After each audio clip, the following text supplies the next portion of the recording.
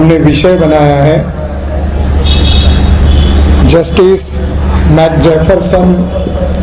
इन्होंने जो फैसला दिया उस फैसले में दो बड़ी बातें कही।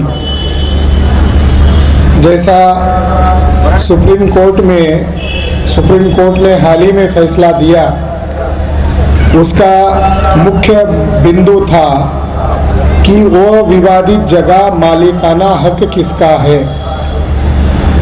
उसी तरह 1895 में भी यही मुद्दा था कि बुद्ध गया पर मालिकाना हक किसका है।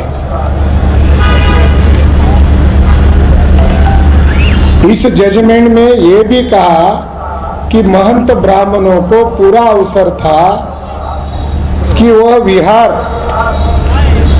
जिस पर वो कब्जा किए हैं, ब्राह्मणों ने एक भी रिकॉर्ड नहीं दिया जिससे वो साबित कर सके कि वो ब्राह्मणों का था।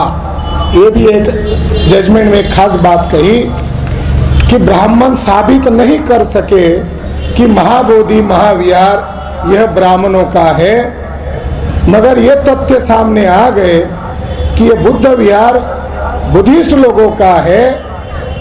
ये जजमेंट देते हुए उन्होंने ये भी कहा कि क्यों कब्जा किया ब्राह्मणों ने बौद्ध स्थलों पर। उसका मूल कारण है जो बुद्ध के मूल अनुयायी थे, उन्हें हिंदू बनाने के लिए ब्राह्मणों ने बौद्ध स्थलों पर कब्जा किया। इसमें इंक्लूडिंग महाबोधि महाविहार है। इस जजमेंट के दरमियान और एक बात सामने आ गई, वो ये बात कि उड़ीसा का जो जगन्नाथपुरी है, इस पर जैसा ब्राह्मणों ने कब्जा किया वैसा ये यहाँ पर करना चाहते हैं और उस पर कब्जा ही नहीं किया।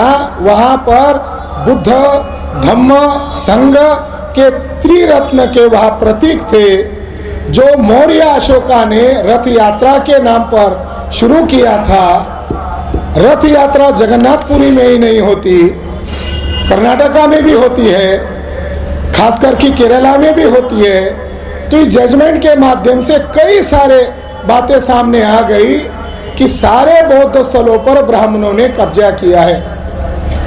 अभी जो सुप्रीम कोर्ट का जजमेंट है और ये 1895 का जजमेंट है, इसमें जमीन आसमान का अंतर है। उन्होंने फैक्ट को, आर्कोलॉजिकल एविडेंस को क्रॉस चेकिंग करके सारा तथ्य सामने लाया और सुप्रीम कोर्ट ने जो आर्कोलॉजिकल आधार पर बुद्धिस्ट प्लेस है, 4 बड़े बुद्ध स्तूप है, सम्राट अशोक का एक अशोक स्तंभ है जो आर्कोलॉजिकल आधार पर वहाँ पड़ा हुआ है।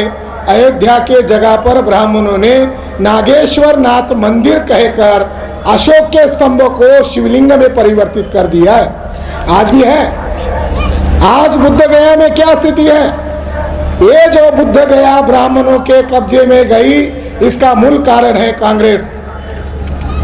साथियों, ये जो बुद्ध गया का जजमेंट 1895 में ये बौद्धों के समर्थन में आया था, ये बुद्ध गया बुद्धिस्टों की होनी चाहिए थी, मगर आज इस पर ब्राह्मणों का कब्जा होने का कारण अगर कोई है, कांग्रेस है।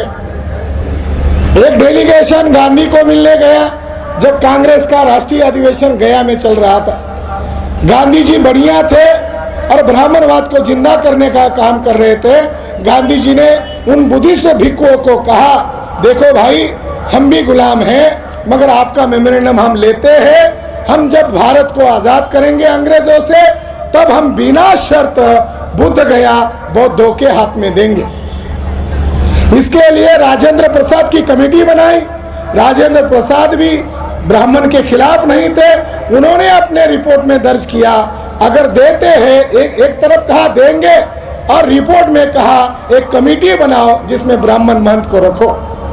साथियों, 1947 में भारत आजाद हुआ।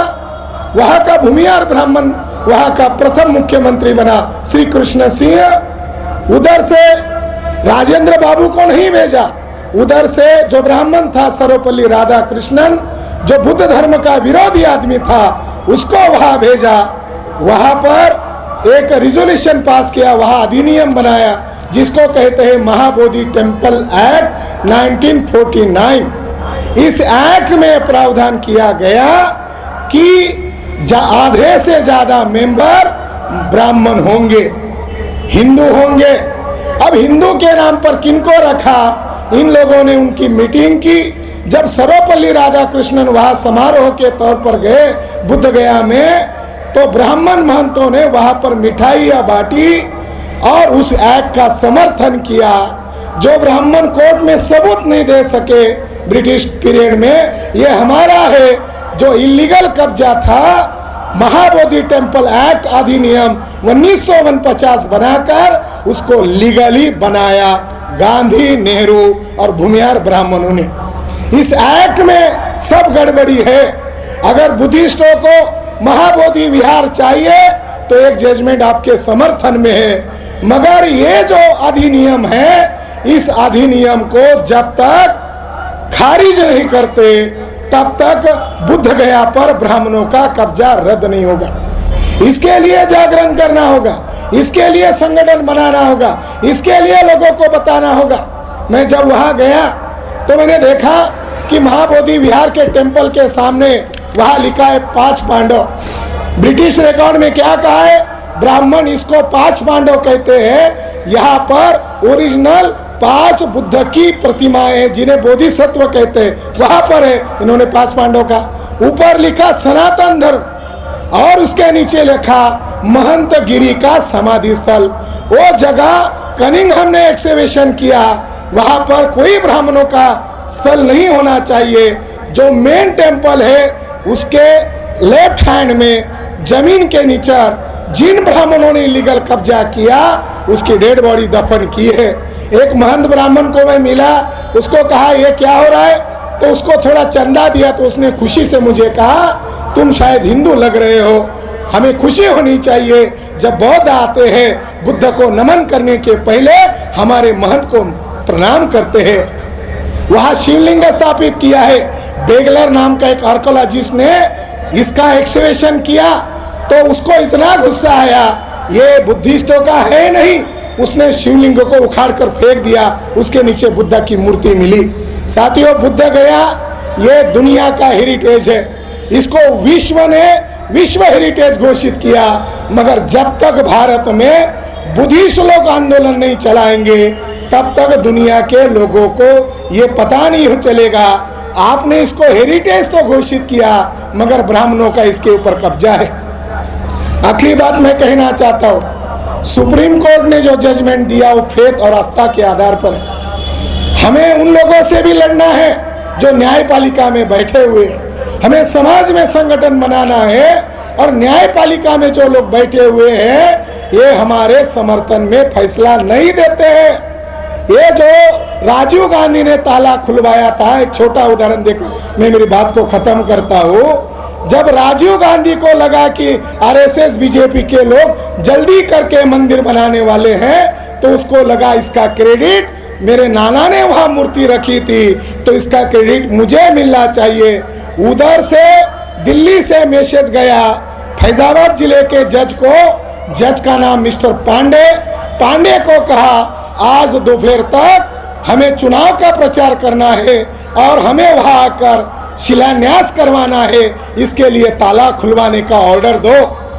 1949 से विवाद शुरू है कोर्ट में और एक दिन में बाजी पलट गई और जज पांडे साहब ने ताला खुलवाने का ऑर्डर दिया।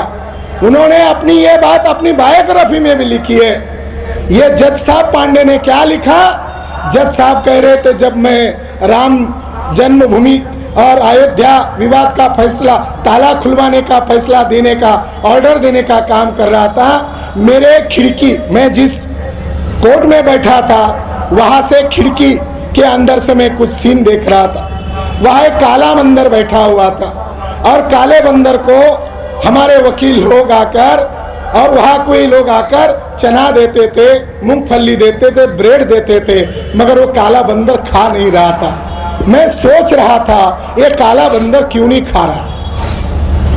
फिर मुझे चमत्कार हुआ, मुझे उस काले बंदर से एक मैसेज मिला, दैवी चमत्कार हुआ कि मुझे ताला खुलवाने का ऑर्डर देना चाहिए। मैंने फौरन ताला खुलवाने का ऑर्डर दिया, तो मैं जो कल्पना कर रहा था वो सही में दैवी चमत्कार था। वो ब्रेड खाने लगा, वो मेरे तरफ देखने लगा। जब मैं जजमेंट देकर वापस घर लौट रहा था, कलेक्टर मुझे मेरे सरकारी आवास पर छोड़ने के लिए आया, तो मैंने देखा अजीब चमत्कार कि मेरे सरकारी आवास के बरामदे में वो बंदर खेल रहा था, जो काला बंदर मैंने वहां देखा था। इस जज को बाद में हाई कोर्ट का भी जज बनाया गया। तो ऐसे जजेस जब फैसले देते हैं, और हाई कोर्ट इलाहाबाद के जजेस लोगों ने जो फैसला दिया, ये बिल्कुल लॉ के खिलाफ है, लॉ के जो मापदंड है उसके खिलाफ है। और सुप्रीम कोर्ट का भी जो जजमेंट है, ये भी जुडिशियल जो फॉर्मेट है, संविधान के खिलाफ है। इसके कंक्लूजन में उन्होंने कहा, आस्था के आधार पर हम फैसला देते हैं। इलाहाबाद हाई कोर्ट को एएसआई ने जो रिपोर्ट दिया, इस रिपोर्ट को इलाहाबाद हाई कोर्ट ने भी डिनाई किया है और सुप्रीम कोर्ट ने भी डिनाई किया है। एएसआई के रिपोर्ट में बुद्धिज्म के सारे अवशेष उस विवादित जगह से मिले हैं। ये सारे एविडेंसेस उस एएसआई के रिपोर्ट में है। इसके बावजूद भी उन्होंने ये फैसला दिया आस्था के आधार पर। इसलिए बौद्धों को, शेड्यूल कास्ट के लोगों को, बैकवर्ड कास्ट के लोगों को इस जजमेंट को क्रिटिसाइज करना होगा। कल जाकर ये ब्राह्मण कहेंगे वर्ण व्यवस्था हमारी आस्था का विषय है, जाति व्यवस्था हमारे आस्था का विषय है, आदिवासियों को नंगा करके उन्हें नक्सलाइट करके मारना हमारे आस्था का विषय है, महिलाओं के ऊपर रेप करना और गैंग रेप करना ये हमारे आस्था का विषय है। साथियों, ये ब्राह्मण राज को स्थापित करने वाला जजमेंट है। इसने बुद्धिज्म के केवल 2.77 एकड़ एरिया में ही बुद्धिस्ट अवशेष नहीं है, 67 प्लस 2.77 एरिया में बुद्धिस्ट अवशेष है। 1861 का रिपोर्ट कनिंघम का यही कह रहा है, युवन संघ यही कह रहा है, फैयान यही कह रहा है। सारे रिकॉर्ड हमारे समर्थन में है और उन्होंने जो रिकॉर्ड सादर किए वो रिकॉर्ड क्या है? पुराण है। वो रिकॉर्ड क्या है? काने का रिकॉर्ड है, धर्मशास्त्रकार काने। ये सारे फॉल्स रिकॉर्ड है और फॉल्स रिकॉर्ड को उन्होंने एविडेंस माना, फेथ को एविडेंस माना। ये कभी संभव नहीं है। हमें बुद्ध गया भी मुक्त करना है और साकेत भी मुक्त करना है। बहुत बहुत धन्यवाद।